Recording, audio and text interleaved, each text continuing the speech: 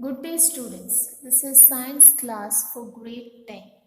The name of the chapter which I am going to teach is chapter 6, Life Processes.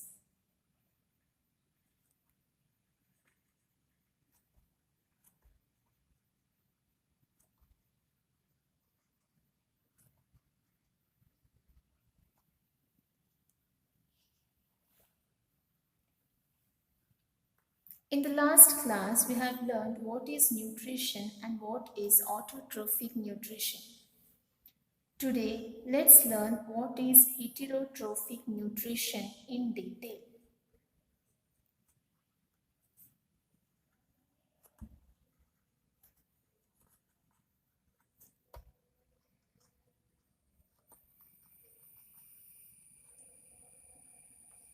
Heterotrophic nutrition means these organisms depend on others for their food.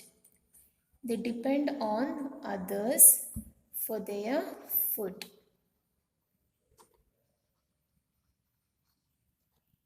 Example,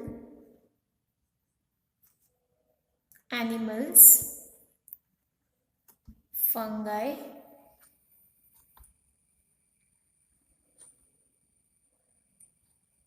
human beings.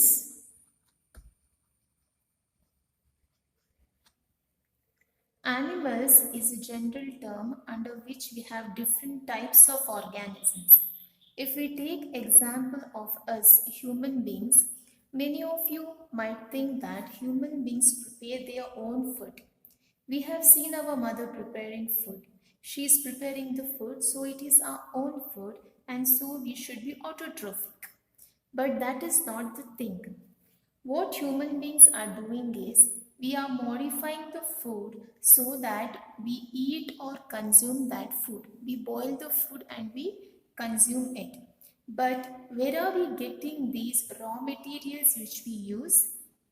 For example, the vegetables we cook, we obtain from plants. We cook meat which we obtain from animals. Therefore, we obtain the vegetables or meat either from plants or animals. So, we are heterotrophic, that is, we depend on others for food. We depend on others for food. Heterotrophic nutrition can be classified into different types. They are, first one is saprophytic nutrition.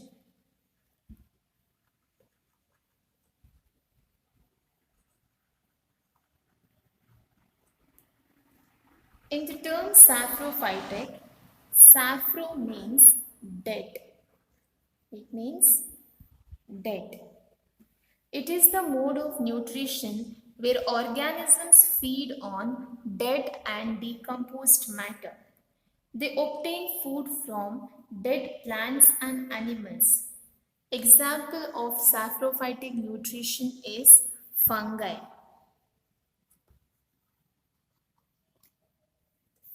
They feed on dead and decayed matter. The next one is the parasitic nutrition. It means there are some organisms which live inside the body of some other organisms and obtain its food from that organism. Some organisms like worms live inside our body and they obtain food from our body. They are also heterotrophic, but in order to get food, they are living inside the other organism's body. So they are known as parasitic. Examples of parasitics are Plasmodium.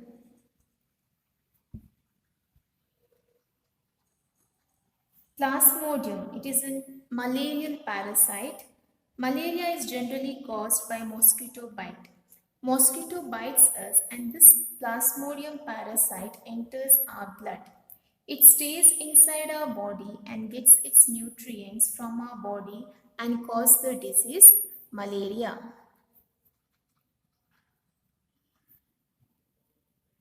One more example is lice. Lies present in our air, it obtains nutrients from our body. So these are the examples of parasitic organisms. The third one is Holozoic. Holozoic means intake of complex organic matter as food. It means intake of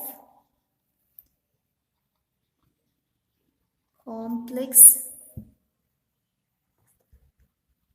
organic matter as food. Best example is human beings.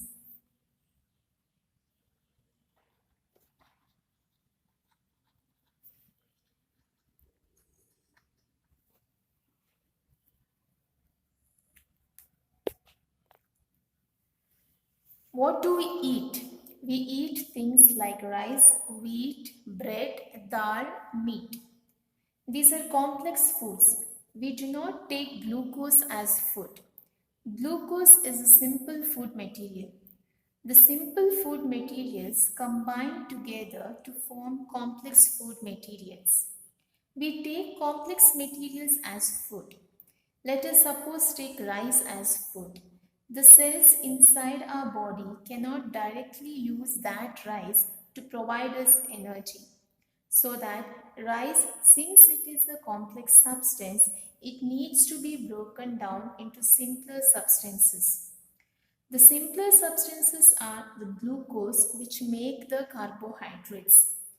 Glucose combines together and it forms carbohydrates. Similarly, the proteins. The proteins are made up of amino acids. So many amino acids combine together and they form proteins. Similarly, fats. Fats are formed by many fatty acids. So, Holozoic means organisms take complex organic matter as food. Example of Holozoic animals are human beings, herbivorous, carnivorous, omnivorous. So heterotroph depend on autotrophs directly or indirectly. Is this clear to you all?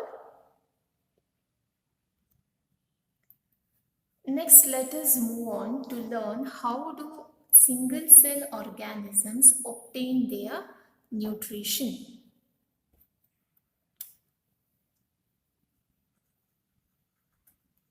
How do single cell organisms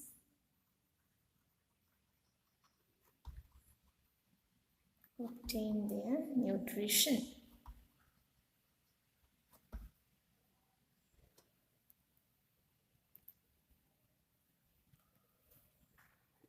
Open your science textbook, page number 98, and look at the figure 6.5.